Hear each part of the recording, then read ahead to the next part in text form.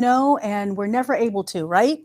Always, yes. Always. And welcome, Rabbi Levi Friedman with Chabad of Coconut Grove. Great to be back. Susan. Yes. Thanks for having me. It's wonderful to have you. And you had a good week? Yeah, great week. Yeah, Purim, right? Purim was a great weekend.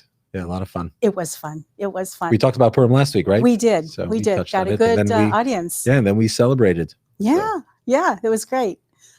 This week, with your permission, of course. You're not asking for my permission. I know. Okay. I was just being polite. Okay, thank you. I'd like you to discuss the garments that are worn during prayers. Okay. Okay. We've got your talus, the prayer shawl, and then we have teffilin, which is the box on the head with the leather straps. I would like for you to explain those two, the difference between them. So we'll start with the talus. And what is the significance of the talus? Well, I'm glad that we're talking about that today because I just so happen to have my talus and my teffilin with me today. I mean, what are the odds? Amazing. So amazing. So it worked out well. Perfect for this show.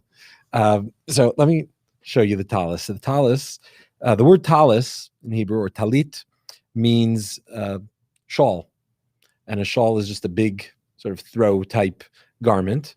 And specifically the talus, the prayer shawl, which we wear during prayer, it's not exclusively for prayer. Maybe we can talk about that. But it's one big sort of rectangular shawl, and it's got four corners. You want to grab one end? Yeah, sure. Which camera angle are we going to go on, Tommy? I don't know. Here we go. So we're going to go on the wide one. Okay. So this is a rectangular garment, and it's got four corners, and we can get a look. Four corners, square, all sides, and they've got tassels, fringes that are tied to the ends. And the knots, yes. And the knots. And so obviously you notice what's significant is that it's a white shawl with black stripes. And the significance of this is that in the Torah, we touched on the fringes that we wear, right? Yes. I have sticking out of my pants. Right. And so there's one of the commandments in the Torah that appears in Numbers in chapter 15, as well as again in the book of Deuteronomy, is that if you are to wear a four-cornered garment, you must affix fringes, tassels to the ends, called tzitzit. That's the word, tzitzit. And these are the tassels that are affixed to the ends of these garments. Now, the significance of this is the verse tells us in the book of Numbers that we will wear these garments. Notice the fringes, the tassels, the tzitzit at the corners, and it will remind us of all of God's commandments, all 613 commandments. Now, how is that? So the way that works is you've got the word for these fringes, tzitzit. The word tzitzit, we know that in Hebrew, we may have touched on this as well in some past episodes. In the Hebrew language, all of the Hebrew alphabet have a numerical value. So Aleph, the first letter, is 1. Bet, the second letter, is 2. And up till Yud, which is 10. And then we go up by tens, then we go up by hundreds. And so the word tzitzit, the numerical value of the word tzitzit is 600. Okay.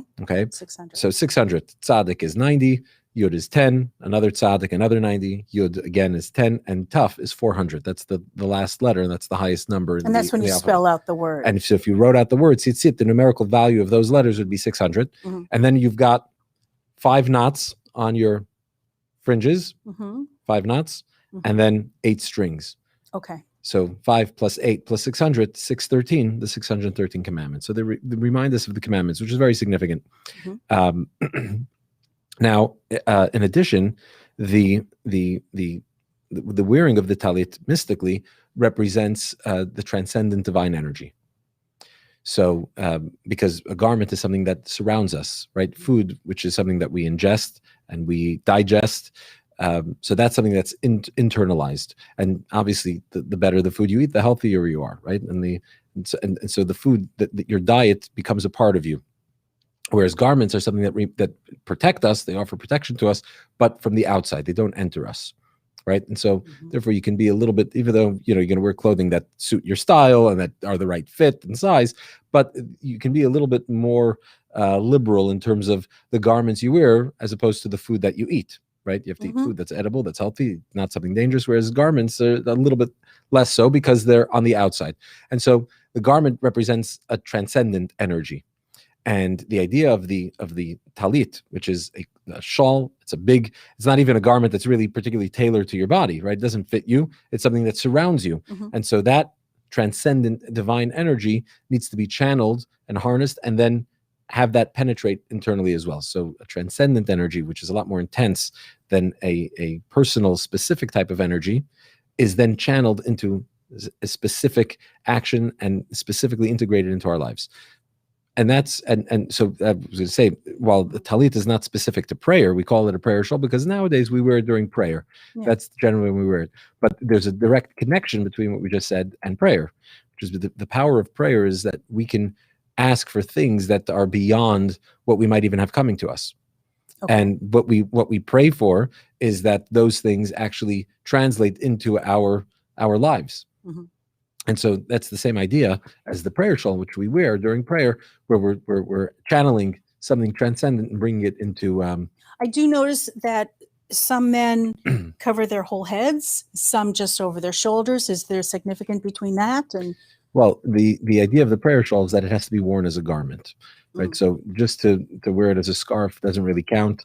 You've got to wear it as a garment, which means it covers the body.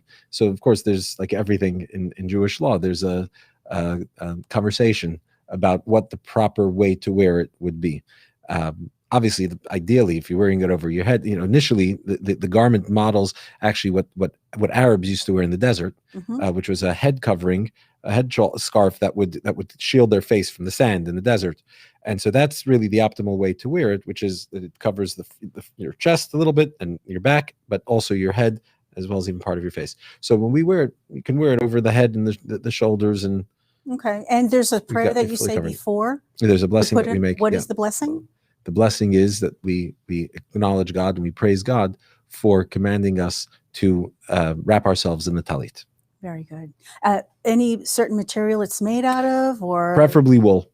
Yeah, preferably wool or linen. Synthetic of any kind. No, this is all natural. All natural. Yeah. Okay. Is there a so you see the stripes. Yeah. This is like an internal anti-theft device. They all have their barcode, and so we can scan them, and everybody knows whose they are. No, so the significance of the stripes is actually, well, there's a few. Is that a Chabad? I mean, I think different. You see, Jewish sects have different. Yeah. People wear different types and different types of stripes and different colored stripes. But generally, the notion of stripes on the talit would recall the ideal way to perform the mitzvah is to have, in addition to you have the 8 white fringes, the 8 white strings.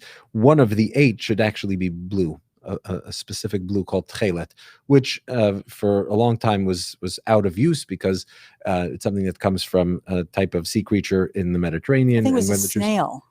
So in modern times, over the last 100 years or so, there have been efforts to identify what exactly that blue dye comes from, what type of creature it is, and of course that's also something that's subject to debate. So there's no unanimous opinion on it. But yeah, there are some ideas of what it might be. But for close to 2,000 years, it's pretty much it's fallen out of use because we simply didn't have access to it, and so that's why you don't have. So this recalls that blue. The blue stripe, that's why some people have blue stripes. The black stripe, it's possible that the reason that some choose to use a black stripe as opposed to a blue stripe is maybe just to make that point that it's a reminder of the blue, but it isn't the actual blue itself. So not to confuse it and say, oh, that's what the blue is. So maybe that's why we use the black. I noticed that, and I'm only speaking specifically with Chabad, that you only get a prayer shawl when you get married. You don't get it when you're bar mitzvahed. Right. So that's generally that? So that's, is that like, oh, you're married, you're not? Is that? Yeah, it's a way to know who's available. You go to shul, you want to see who you can set up exactly. So that really actually is a split between the Ashkenazi communities and the Sephardic communities. So the European Jewish communities traditionally didn't wear a talit until marriage, whereas the Sephardic communities would wear it already from bar mitzvah. Okay. Yeah. And also on the collar, usually there's the prayer on the collar. So yeah, you'll notice this is my personal prayer shawl. I use it every morning when I pray, and there's no collar, right? Okay. And so most prayer shawls will have a collar. Some of them will have sort of a line with the blessing on it, and that indicates. right side up, what the right side of the Mhm. what's up and what's down. I mean, we know which one's which, but still, that would be sort of an indication. And also, it's a way to beautify the mitzvah. So there's this tradition and a principle that when we perform the divine commandments, it's not just a burdensome event. It's not something we do grudgingly, but it's something that we do willingly and joyously. And so, therefore, there's this value to enhancing the mitzvah, embellishing it as much as we can, to beautify it, to show that we're really passionate, enthusiastic about it. And so the idea of adorning the top part with a crown of some kind of embroidery. Others have silver, that a silver crown that they stitch onto their talus. That's a way to sort of embellish the mitzvah. So it's interesting that in Chabad we don't have that. Yeah, I noticed that. Yeah. So the one of a reason that I'd heard given for that is historically the Chabad community comes out of Russia, and the Jews in Russia were not as well off as the Jews in some other Eastern European countries. So talking about 200 years ago. And the founder of the Chabad movement, Rabbi Shner Zalman of Liadi, one of the things that he was very busy with was raising money for the needy living in Israel at the time. Then Israel was under Ottoman rule, and there was almost the place was empty and desolate, and it was very hard to survive in the land of Israel. But you had dedicated Jews that lived there and that tried to survive. So they relied though on outside money. And so he would be raising money, but he'd be raising money from communities that didn't have much money. And so at one point, they were instructed to sell the silver off of their talus so that they can give to charity. So you see that instead of utilizing your extra funds to embellish your mitzvah, the greatest mitzvah would be to give all of that excess to the people that really need it. And so that's almost like a badge of honor. The missing crown is sort of a reminder of our responsibility to others and to charity and to giving to those who are less fortunate. So do you have to wear this every time you pray? Is it required? No. So we wear this in the morning prayer. We pray 3 times a day, sometimes 4 times, on Yom Kippur 5 times, and we wear it during the morning service only. Morning only. Okay. Yeah. All right. Now let's go on to another thing that you use. Yeah, we'll just put it right here. And this is called Teffilin. Can we do a little transition before we go to Teffilin? Sure. Okay. Can I give a quick shout out to Lorna Lynette in England? Oh. She's a big fan of the show. I don't know if you know her or not. You may have heard of her. You may not have. I don't know. She's all the way in England. But hi, Lorna. Thanks for your support and for watching. Thank you. That was wonderful. You're welcome. Oh, good. Okay, now we can transition. Go on. After that commercial message. Yeah. Go ahead. Okay, so the Teffilin bag, you have your name on it. Yeah. My initials. Okay. Your initials. Okay. And you've had that since my tefillin I have since my bar mitzvah. These actual tefillin, yes. Okay, and tefillins are? They're phylacteries. And so now you know. They're phylacteries. There you go, right? The show's over. We're done. We're done. Phylacteries, everybody. Okay, we're done. So what are tefillin? I guess let's open them up. So these are my actual tefillin that I've worn every day since my bar mitzvah. Yeah, so it's going on 5 or 6 years now. So let's see. Let me pull them out. So we've got 2 black boxes, right? Here's one black box, and this is the tefillin that get put on the arm, on the biceps, opposite the heart. And then I don't know where I have to hold them up. Which angle are we using, Tommy? The middle one? Yeah. Okay, the wide angle. Okay, here we go. Oops. Here we go. And here is the head tefillin. So we've got the head tefillin, we've got the hand tefillin. 2 black boxes, almost identical, right? Only I can tell the difference. No, so you've got the hand tefillin has a different one type of knot, and it's one solid box. The head tefillin you'll see is actually 4 boxes, 4 containers that are pressed together, and then a shin on either side, right? Right. And a slightly different knot because this one gets worn on the head, right? So one goes on the biceps, one goes on the head. And can you show us to put it on the head? Just not the arm because you have a coat on, but just real. Okay, sure. Just a real quick, You put it on the head, it would go like this. Yeah, and I'm sure people have seen that when they see pictures in on the forehead. Yeah, between the eyes. Okay. Above, that's where it would go. Okay. And we wear these also during prayer, even though it's it's not specifically related to prayer, much like the prayer shawl, but we wear them during prayer. And the tefillin, this is one of those mitzvahs that indicate the necessity for an oral tradition, right? Because the commandment to wear these appears 4 times in the Torah, 4 times in the Bible, twice in the book of Exodus and twice in the book of Deuteronomy. And all it says is you shall bind them as a sign on your arm, and they should be as what's the word for totovus? I've seen it translated in different ways, but as a sign between the eyes. Mhm. That's all it says. Bind what, how to bind them, what they look like, where they go, between the eyes, on the arm. We had to figure That's this out all on our own. So right. So we had to figure that out on our own. So clearly, it's clearly something significant if the Torah felt the need to repeat it 4 times, Mhm. and yet gave us no information about it. So the shape, what they look like, what they are, what they're made of, the color, everything about it is part of the oral tradition. So most of actually what we know about tefillin we received from Moses. So we know that the Bible is not just a written text. Just like any written text needs to rely on an oral tradition to be able to decode it, to decipher, to understand it. The Torah, the Bible is no different. And you've got a few elements to the oral tradition. One element. Well, let's talk about what's inside. Let's talk about what's inside. Okay. Yeah.